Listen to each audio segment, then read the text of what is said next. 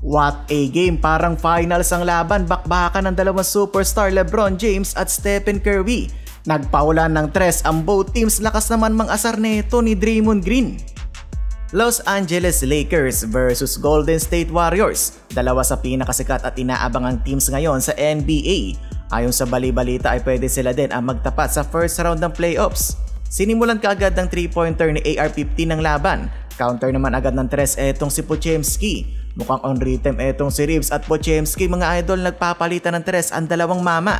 Maganda ang shooting ng both teams, mga idol, 6 na tres kaagad, wala pang 3 minuto sa game. Nakalamang Lakers 17-12 mula sa 3-pointer ni Rui Hachimura na so far may 7 puntos na kaagad para sa Lake Show.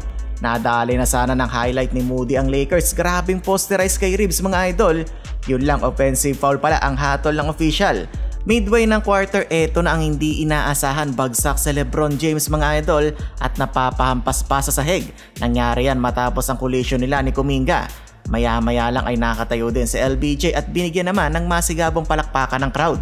Luka Doncic dinaan sa moves ang kanyang bantay habang muntik na si LeBron naalog ang depensa sa ginawa ni Kuminga, mga idol.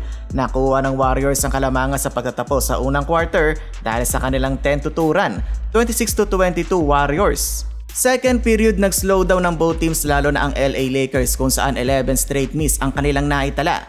Napareact naman ang crowd sa double behind the back ni Reeves, iwan si Podziemski, sabay kick out kay LeBron for a 3-pointer. Jimmy Butler na ilista ang kanyang first 2 points in the game, lamang ang GSW 33-27. 4:25 remaining in the quarter po, makita ng highlights Stephen Curry mala Efren Bata Reyes, mga idol, ang ginawang pektus, maipasok lang ang bola and 1. Babawi na sana ng end 1 play etong si Luka pero hindi na naman pumabor sa kanya ang referee. Panay na nga ang senyas ng review neto ni Luka. Podziemski with the back-to-back floater, naka-steal pa sabay hit check 3. Biglang 15 ang lamang ng Golden State. LeBron dinaan na tuloy sa pwersa ang laban, ngunit iba talaga kapag mainit na ang kamay, mga idol. Half-court buzzer beater ang pinakawala ni Podziemski, 60-47, lamang pa din ang GSW. Season high 22 points para kay Podziemski, first half pa lang yan ng laban.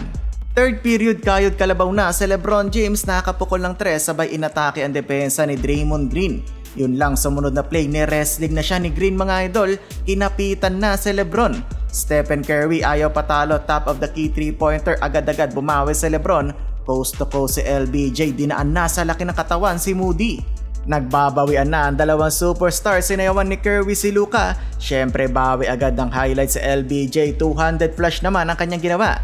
Stephen Curry starting to take over, kita mo tong ginawang pump fake kay Hayes, sabay readjust.